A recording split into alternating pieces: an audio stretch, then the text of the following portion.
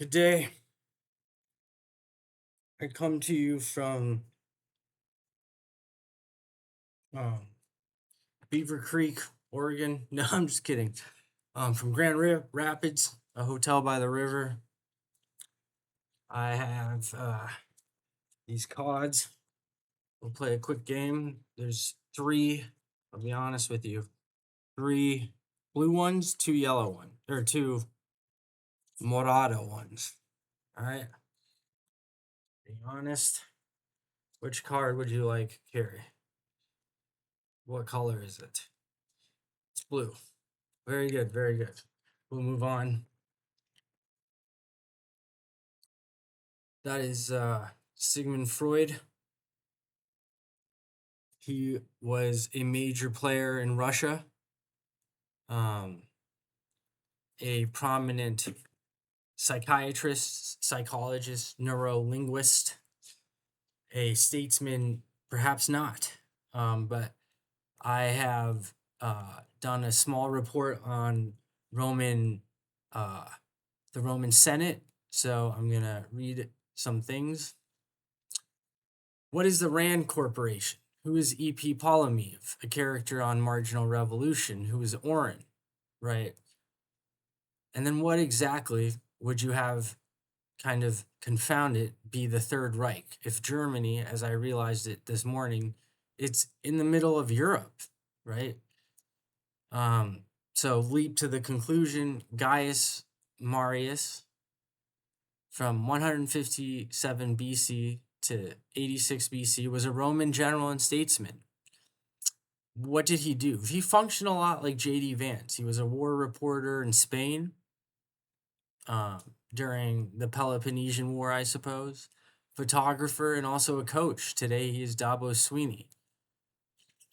When Coach Sweeney said that famous quote that I read every morning that his mother and he grew up poor, he was talking about Republicans today in the South. Since they have a rich political history, for us too, it's hard to understand their kind of polygamy with metaphor.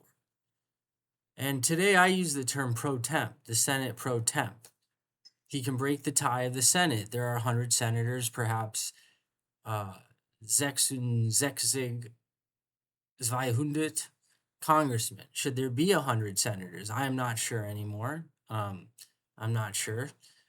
But there's the majority leader. That's Mitch McConnell, the chief of staff for the fictional president. That's the sort of Donald Trump from Bonfire of Vanities. We agreed to call him what's his name? Thomas Wolfe, right? The chief of staff could be Thomas Wolfe. Generally, it's Josh Lemon Lyman. He is being vetted. Minority Leader Nancy Pelosi, and then there are whips. The whip is a generally a good slang term in golf as well as in finance. Whip, there's a whip count, right? They must predict votes in order to know bills. They plan, they gather votes.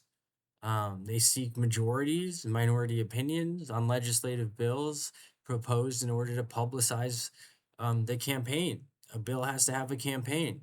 We hear about racketeering and gerrymandering and all these pro, 5-0 sort of, they're like crying about the democratic process. That's the thesis of this whole speech. If we were to take a step back, we would say that something, something, something is na na na. That's a quote from Katara. The praetor. The praetor is what Marcus Gaius was called, right? In classical Latin, it's called the praetor. Also, praetor was the title granted by the government of ancient Rome to a man acting in one or two official capacities, the commander of an army, and then as elected magistrate assigned to discharge various duties. That's what J.D. Vance could do. Marco Rubio, I'm not so sure. He was a driftwood, kind of a tailwind in the New York Times. He was allowed to sit in on many meetings. His photograph was taken with them two boys. Nothing came of it. Bradley Cooper is down in the polls, it seems, to under 5%, shockingly, as a result. And, it's called, if you were to look at the Renaissance or things of that nature, it was called the Scottish Enlightenment. Adam Smith, right? So one way to look at it is Protestantism, the Protestant Enlightenment. He's Scottish. Thank God for F. Scott Fitzgerald, who was Ralph Waldo Emerson or Thurgood Marshall. In the end, he can go by James Monroe, the eighth president of the Unsung Tate Museum. The Monroe Doctrine today, you can look it up. I recommend you look it up. It was something I read as a boy, perhaps with Kelp in AP United States history class as a junior at Western Reserve Academy. I had a 400-page book. I read the whole thing, and he wrote the Monroe Doctrine, which says that South America is the purview and prerogative of the United States of America.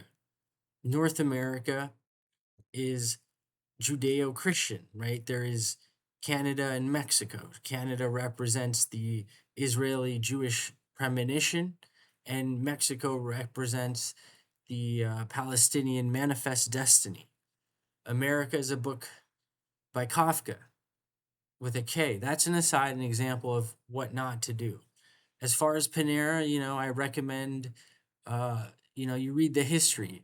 Marcus Gaius served for Julius Caesar. Julius Caesar was um, beheaded in the end in the mythology of Poseidon and Trident and those types of things. In Robert Frost's great poem, he says something like this. He says, "There were two people, and I was a rat, and I churned the butter, and that is why I chose Mark Twain." Thank you for your time.